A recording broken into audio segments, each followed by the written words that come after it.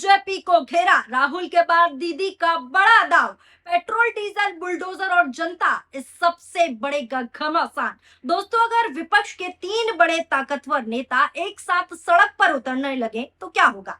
अगर एक तरफ राहुल गांधी मोर्चा खोल दे, दूसरी तरफ अखिलेश यादव मैदान में उतर जाएं और तीसरी तरफ ममता बनर्जी अपने नेताओं को खुला आदेश दे दें कि अब सड़कों पर लड़ाई लड़नी है, सड़कों पर लड़ाई लड़ने का वक्त आ गया है, तो समझ लीजिए राजनीति का मौसम बदलने वाला है। क्योंकि अब मामला सिर्फ बयानबाजी तक सीमित नहीं रह गया। अब दावा किया जा रहा है कि देश भर में विरोध की नई पटकथा लिखी जा रही है और उसकी गूंज दिल्ली तक सुनाई देने लगी है। दोस्तों, आपको बता दूं, पश्चिम बंगाल की राजनीति में चुनाव खत्म होने के बावजूद भी हलचल थमने का नाम कहीं से कहीं तक नहीं ले रही। लगातार बैठकों का दौर चल रहा है। कभी संगठन की बैठक होती है तो कभी रणनीति की बैठक और कभी कानूनी तैयारी की जा रही है। लेकिन अब जो खबर सामने आई है उसने राजनीतिक गलियारों में नई हलचल साफ तौर पर पैदा कर दी है। दावा साफ तौर पर यह किया जा रहा है कि ममता बनर्जी ने हाल ही में एक अहम बैठक की है। जो तस्वीरें मैं आपको दिखा रही हूँ, ममता बनर्जी की हाल ही में हुई एक बैठक की है। उस बैठक में पार्टी के नेताओं, पार्षदों और कार्यकर्ताओं को साफ संदेश दिया गया कि अगर जनता से जुड़े मुद्दों पर जरूरत पड़ी तो पहले की तरह आंदोलन और विरोध प्रदर्शन के लिए हमें तैयार रहना होगा। कहा जा रहा है कि जन विरोधी नीतियों और भविष्य में होने वाली घटनाओं के खिलाफ आवाज उठाने की तैयारी साफ तौर पर टीएमसी करती हुई दिखाई दे रही है। ये ट्वीट देखिए जो टीएमसी की तरफ से शेयर किया गया है। आज हमारी माननीय अध्यक्ष ममता बनर्जी और हमारे माननीय राष्ट्रीय महासचिव यानी कि अभिषेक बनर्जी ने कालीघाट में केएमसी कोलकाता के सभी पार्षदों से मुलाकात की। बंगाल की जनता से किया गया हमारा वादा अटल है। हम उनके कल्याण, अधिकारों और गरिमा के लिए परिश्रम करते रहेंगे। बंगाल की जनता हमेशा हमारी सर्वोच्च प्राथमिकता रहेगी। ये ट्वीट टीएमसी द्वारा किया गया। अब अगर इस पूरे घटनाक्रम को देखें तो तस्वीरें और बड़ी दिखाई देती हैं। एक तरफ कांग्रेस नेता लगातार कई मुद्दों पर सरकार को घेर रहे हैं, दूसरी तरफ उत्तर प्रदेश में समाजवादी पार्टी भी सक्रिय साफ तौर पर दिखाई दे रही है। और अब अगर पश्चिम बंगाल से भी सड़कों पर उतरने के संकेत मिल रहे हैं और सड़कों पर उतर गए हैं टीएमसी नेता, तो ये विपक्षी राजनीति की नई दिशा जो है आप मान सकते हैं, ऐसी चर्चाएं चल रही हैं। अगला ट्वीट देखिए, टीएमसी ने वीडियो शेयर किया और लिखा, standing shoulder to shoulder with the affected families our leaders. जो भी लीडर्स इसमें बैठे हुए हैं, जो भी धरना प्रदर्शन कर रहे हैं, सड़क पर उतर गए हैं। आगे लिखा, strongly protest again the anti poor and insensitive action of the BJP Bengal bulldozer government. You can not destroy homes, uproot livelihoods and throw families into uncertainty without ensuring proper rehabilitation and human treatment। ये जो tweet है TMC द्वारा किया गया। हिंदी में भी मैं आपको बता देती हूँ इसका अनुवाद करके, यानी साफ तौर पर टीएमसी कह रही है कि प्रभावित परिवारों के साथ कंधे से कंधा मिलाकर हमारे नेता और टीएमसी पार्टी के कार्यकर्ता साथ मिलकर खड़े हैं बीजेपी बंगाल के खिलाफ, बीजेपी के खिलाफ। जब तक उनको रहने का आवास नहीं मिल जाता, यानी कि घर नहीं मिल जाता, तब तक आप अवैध निर्माण के नाम पर उनके घरों पर बुलडोजर एक्शन नहीं चला सकते। यानी बुलडोजर नीति के खिलाफ टीएमसी के नेता सड़कों पर उतर गए हैं। आप भी इस वीडियो पर नजर डालिए कि कैसे टीएमसी नेता सड़कों पर बुलडोजर नीति जो है बीजेपी की, उसके खिलाफ सड़कों पर आ गए हैं।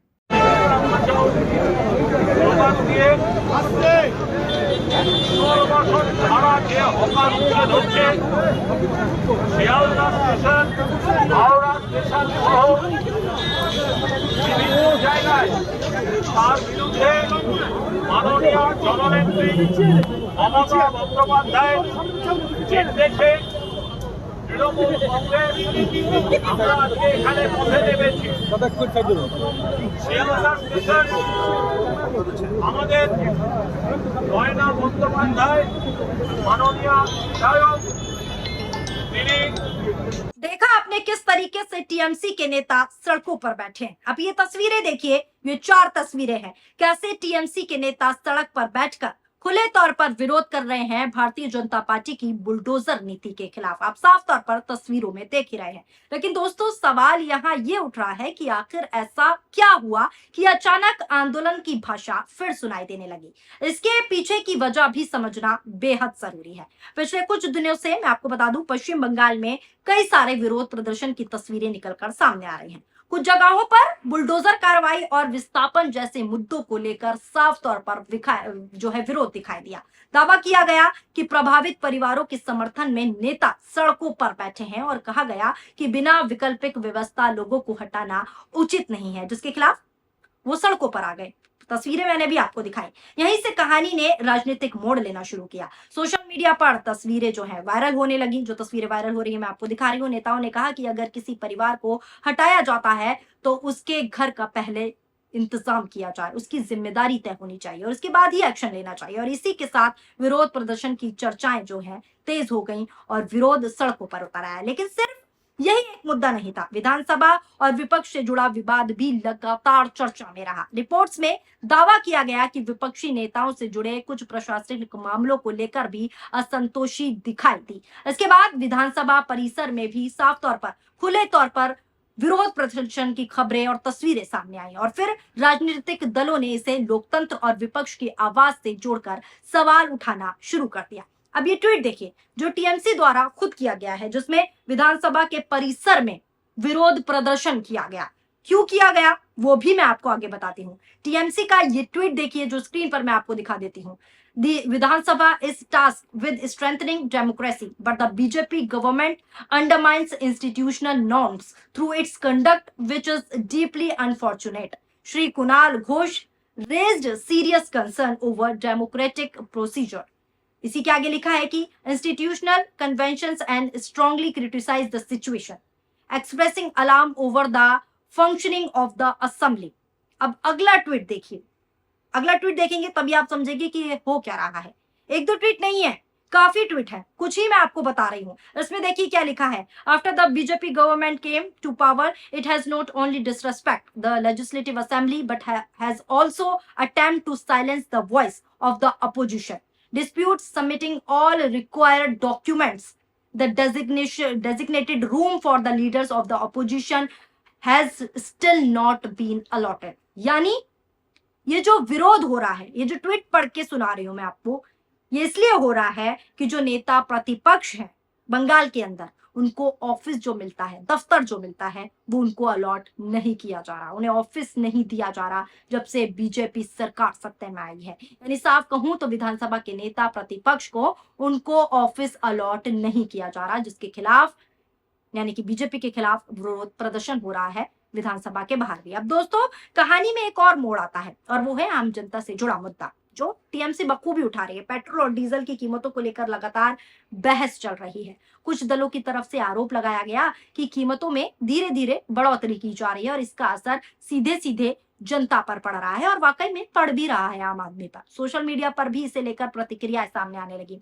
टीएमसी ने पेट्रोल डीजल के बढ़ते दाम को लेकर भी साफ तौर पर बीजेपी को घेरना शुरू कर दिया। बीजेपी को घेरते हुए टीएमसी ने लिखा, petrol and diesel prices hiked again for the third time in just 10 days. While common people struggle with rising inflation, the BJP governments continue to burden citizens with fuel price hikes. यानी कि महज 10 दिनों में तीसरी बार petrol और diesel की कीमतों में बढ़ोतरी।